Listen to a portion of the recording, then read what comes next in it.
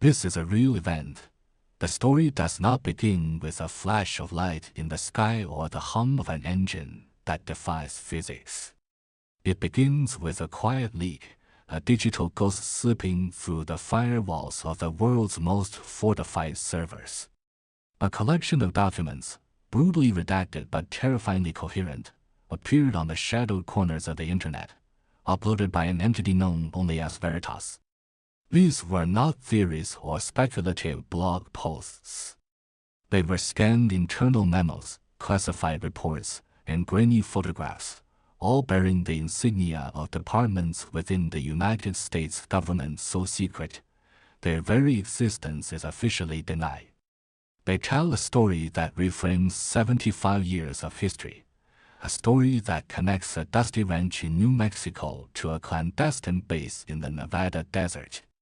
The documents, collectively codenamed Project Umbra by their original authors, allege that the Roswell crash of 1947 was not the accidental discovery of a lost weather balloon, nor was it even the crash of a benign exploratory vessel. It was the first shot in a war we never knew had been declared. Area 51, the most famous secret base in the world, is not a development site for experimental aircraft. It is a containment facility, a laboratory, and a fortress built for one purpose: to study the enemy and prepare for the day they come back to retrieve what was lost. The official, sanitized history of the Roswell incident is a masterclass in obfuscation. In early July of 1947, a rancher named W. Matt Brazel was running out to check on his sheep after a fierce thunderstorm had swept through Lincoln County, New Mexico. The storm had been unusual, full of strange lightning and a roaring sound that Brazel later said didn't sound like thunder. Miles from his ranch house, he found something that did not belong. Strewn across a patch of pasture nearly a mile long and several hundred feet wide was a field of debris unlike anything he had ever seen. It was not wood, not metal, not plastic. He described pieces of a light, foil-like substance that, when crumpled into a ball, would unfold itself, smoothing out its own wrinkles without a single crease. There were small, I-beam-like struts made of a material so light a child could lift them, yet they could not be bent or broken. Scrawled along the inner surfaces of these beams were markings, a series of geometric symbols that Brazel and his children likened to hieroglyphics, but of a kind no one had ever documented. Brazel, a practical man of the land, gathered some of the peculiar material and, a few days later, drove into Roswell to show it to Sheriff George Wilcox. The sheriff, baffled by the strange properties of the material, decided this was a matter for the military. He called Roswell Army Airfield, home of the 509th Bombardment Group, the only atomic bomber wing in the world at that time. The base intelligence officer, Major Jesse Marcel, was tasked with investigating the rancher's claim. Marcel, a veteran of the Pacific Theater and a highly decorated officer, drove out to the debris field with Brazel. What he saw would haunt him for the rest of his life. In later interviews, conducted decades after he had left the military, Marcel's voice would tremble as he recounted the scene. He confirmed Brazel's descriptions: the memory foil, the indestructible beams, the alien writing. It was not anything from this earth, he stated, unequivocally. I was an intelligence officer. I was acquainted with all kinds of material, but I had never seen anything like this. Convinced he had found the remains of a crashed flying disc, a term then popular in the press due to a recent wave of sightings, Marcel loaded his car with the material and returned to the base. His commander, Colonel William Blanchard, authorized the press release. On the afternoon of July 8, 1947, Lieutenant Walter Oates, the base public affairs officer, typed out a statement that would ignite a global firestorm. The release, sent out over the news wires, began with the stunning sentence, "The many rumors regarding the flying disc became a reality yesterday when the intelligence office of the 509th Bomb Group of the 8th Air Force, Roswell Army Airfield, was fortunate enough to gain possession of a disc through the cooperation of one of the local ranchers and the sheriff's office of Travis County." The story was an immediate sensation. Newspapers across the country ran front-page headlines, "RAF captures flying saucer on ranch in Roswell region." The victory was short-lived. Within 24 hours, the story was killed, brutally and efficiently. Orders came down from the highest echelons of the Army Air Forces. Brigadier General Roger Ramey, commander of the 8th Air Force in Fort Worth, Texas, took personal control of the situation. Major Marcel was ordered to fly the debris he had collected immediately to Fort Worth. Upon his arrival, Marcel was taken into Ramey's office, where he was told to pose for photographs with the wreckage. But the material laid out on the floor for the press was not what Marcel had brought from the debris field. The strange, otherworldly fragments had been replaced by the tattered remains of a common neoprene weather balloon and its radar reflector, a flimsy construction of balsa wood sticks and tinfoil. Marcel was ordered to identify this mundane trash as the material he had found and then to remain silent. The official story was changed. The flying disc was nothing more than a misidentified weather balloon. The press dutifully reported the retraction, and the Roswell incident, for a time, faded from public memory, dismissed as a case of mistaken identity by overeager airmen in a dusty desert town. But the Umbra documents tell a different story. They claim the switch in General Ramey's office was the first act in the most comprehensive and critical cover-up in human history. The documents contain a transcript of a secure teleprinter conversation between General Ramey and his superior at the Pentagon, Lieutenant General Hoot Vandenberg, the Army Air Force's Deputy Chief of Staff for Intelligence. Ramey's telex, partially visible in one of the photographs taken in his office if one knows where to look and how to enhance it, mentions the victims of the wreck and the disc. The Umbra transcript is far more explicit. It details Ramey's confirmation that the object was not a balloon, not a missile, and certainly not of terrestrial manufacture. It also confirms the recovery of biological entities. According to the leaked files, a second crash site had been located several miles from Brazil's debris field. There, nestled in the side of a small cliff face, was the main body of the craft, a smooth, seamless vehicle shaped like a warped teardrop, its hull fractured by the impact. It was here that the bodies were found.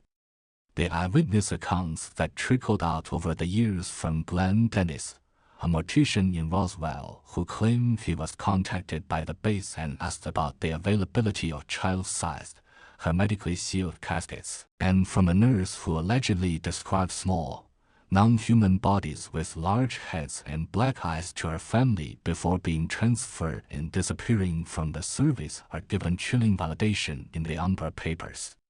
The documents contain autopsy reports, designated Bioforensic Addendum 7, which describe beings approximately 4 feet tall, with frail bodies, grayish skin, and large, dark, opaque eyes. They had 4 long fingers on each hand, minimal digestive and reproductive systems, and a neurology that appeared to be partially integrated with the ship's control systems. The conclusion was stark and terrifying. The beings were not passengers.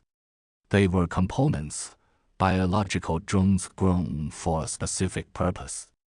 The urgency of the cover-up, the documents insist, was not just to prevent public panic or to protect advanced technology from the Soviets. It was driven by a horrifying discovery made during the analysis of the wreckage. The craft was not merely a vehicle. It was a beacon, its power source, a stable singularity contained within a complex matrix, was emitting a faint, repeating signal into deep space, a distress call. More disturbingly, analysis of the ship's damaged navigation and data logs, a process that took years and required the development of entirely new fields of science, suggested the craft was a scout. A probe, one of many, its mission profile, pieced together from fragmented data, was planetary survey, specifically resource analysis and indigenous population assessment. The Roswell crash was an error, an atmospheric miscalculation, but it had given humanity an unintended and terrifying advantage. We now knew we were being watched, and we had captured one of their sentinels. This single event catalyzed the creation of a modern American national security state. The National Security Act of 1947, passed just 2 months after the crash, created the Department of Defense, the National Security Council, and the Central Intelligence Agency. The Umbra Papers framed this not as a response to the nascent Cold War, but as the creation of a wartime government for a conflict that had not yet officially begun. A secret committee, known in conspiracy circles as Majestic 12 or MJ-12, was established by executive order. The documents provide a roster that includes the most powerful scientific and military minds of the era. Secretary of Defense James Forrestal, Dr. Vannevar Bush, the nation's leading scientist, and General Vandenberg himself. Their mandate was absolute: to understand the recovered technology, to assess the nature and intent of the visitors, and to prepare a defense, all in total secrecy.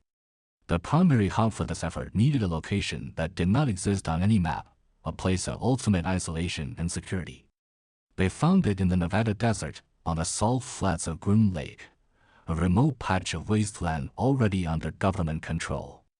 In the early 1990s, under the public guise of creating a test site for the U.S. spy plane, construction began on the facility that would come to be known as Area 51.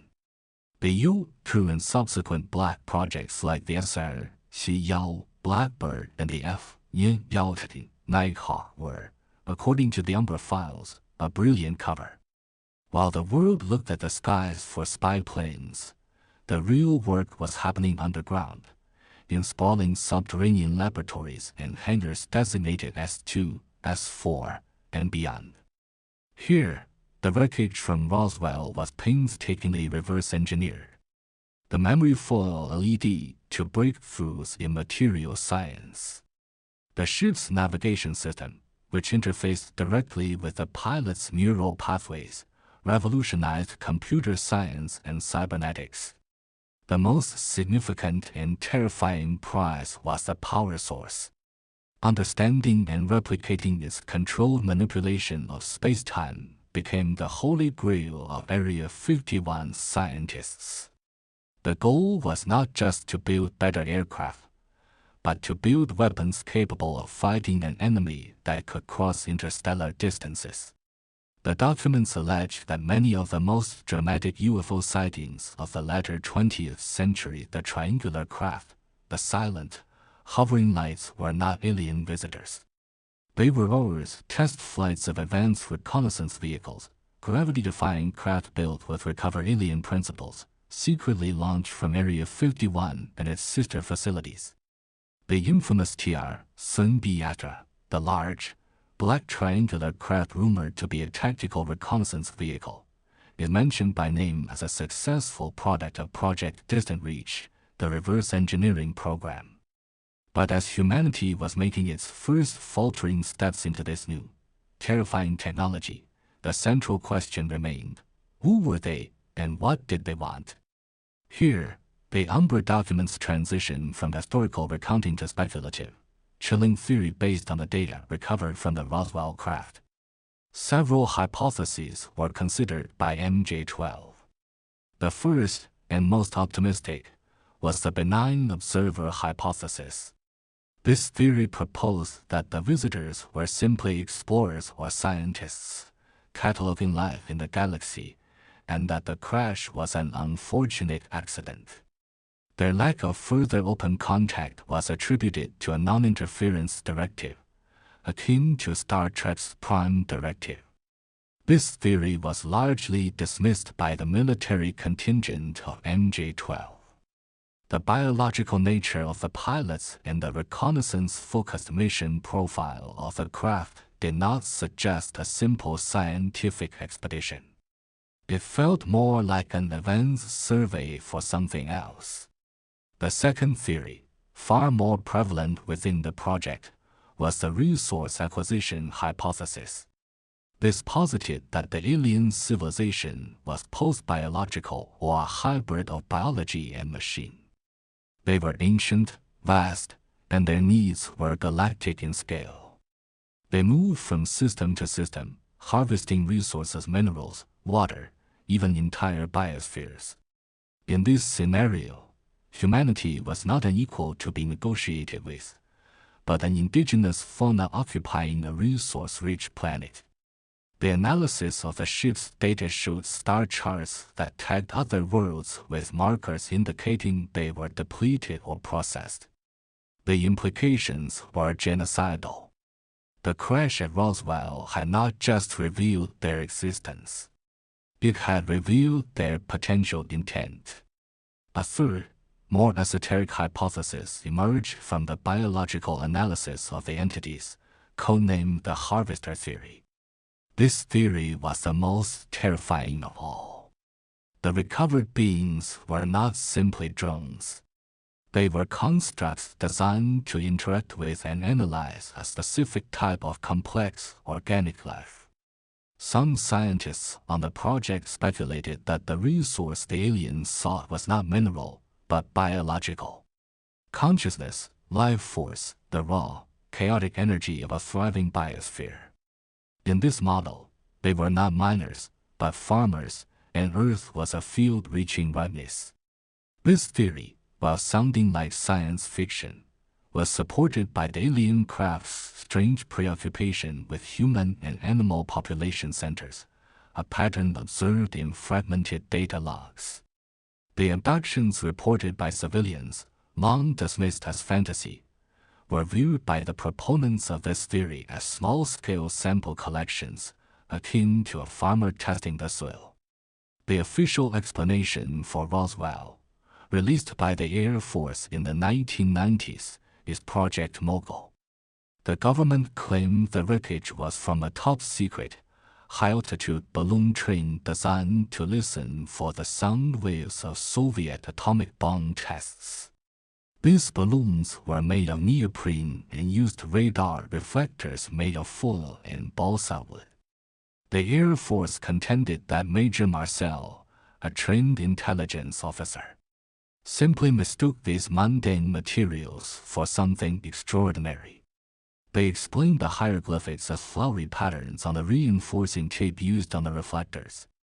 They dismissed the accounts of bodies as the result of distorted memories, conflated with the recovery of crash test dummies from high-altitude parachute tests years later. The Umbra documents addressed Project Mogul directly, calling it the second layer of the deception. The files concede that Project Mogul was real, but that its existence was conveniently used to provide a plausible, classified explanation for the strange materials found at Roswell. It was the perfect scapegoat, a secret project used to conceal an even greater secret. The documents ask a simple, logical question: if it was just a balloon, why the massive, multi-decade effort to intimidate, silence, and discredit hundreds of witnesses, from high-ranking military officers to small-town sheriffs and undertakers? The answer, they insist, is that the stakes were never about a balloon. The stakes were, and remain, the survival of the human race. The decades following Roswell saw the cover-up hold with remarkable success. Area 51 became a black hole for funding and talent, its true purpose hidden behind layers of classification and misinformation. The world was taught to laugh at little green men in tinfoil hats, a cultural conditioning that the Umbra documents claim was actively encouraged by intelligence agencies as the most effective form of camouflage. The public was distracted by the Cold War, the space race, and domestic turmoil, while deep beneath the Nevada desert, a secret, undeclared war effort was underway. Scientists struggled to understand the technology that was, in some cases, a million years ahead of our own. Military strategists tried to devise defenses against an enemy whose capabilities and numbers were completely unknown. And all the while, the faint signal from the captured Roswell craft continued to pulse out into the void. The containment of the power source was never perfect. The documents describe it as trying to cup water in a sieve. Microsingularities, temporal distortions, and energy leaks plagued the underground labs at Area 51, causing strange phenomena and incidents that have been covered up as industrial accidents or seismic events. But the most critical failure was the signal itself. Despite the most advanced shielding humanity could devise, a whisper of the distress call was still getting out. A single, repeating data packet, propagating at the speed of light, carrying the coordinates of its origin. This brings us to the final, and most alarming, section of the Veritas leak. It is not a historical document, but a recent intelligence assessment from a program so secret it is not even given a name, only a symbol, an Ouroboros, the snake eating its own tail. The assessment concerns the status of the echo, their term for the leaking distress signal from the Roswell artifact. For 75 years, that signal has been traveling. The nearest star system with a planet considered potentially habitable, Gliese 581, is 20 light-years away. A signal would take 40 years for a round trip. Other candidates are further. For decades, humanity listened to the silence, hoping the signal was too weak, too degraded, or that no one was listening at the other end. That hope has now expired. The final leaked document is a single page, dated only 3 months ago. It is a report from Project Cassandra, a deep space radiotelemetry program that uses a network of undeclared orbital listening posts. The report is almost entirely blacked out with redaction markers, but a few phrases remain, stark and terrifying against the white page. Source: Gliese 531 system. Signal type: narrowband, coherent. Non-natural origin confirmed. Decryption status: incomplete. Preliminary analysis suggests signal is not a linguistic message. It is a single, repeating vector command. Target: Sol system, Terra. The final, unredacted sentence, a note appended by the director of the project, hangs in the digital void like a death sentence. It is not a question or a command, but a simple, horrifying statement of fact. The echo has been acknowledged. The response is inbound.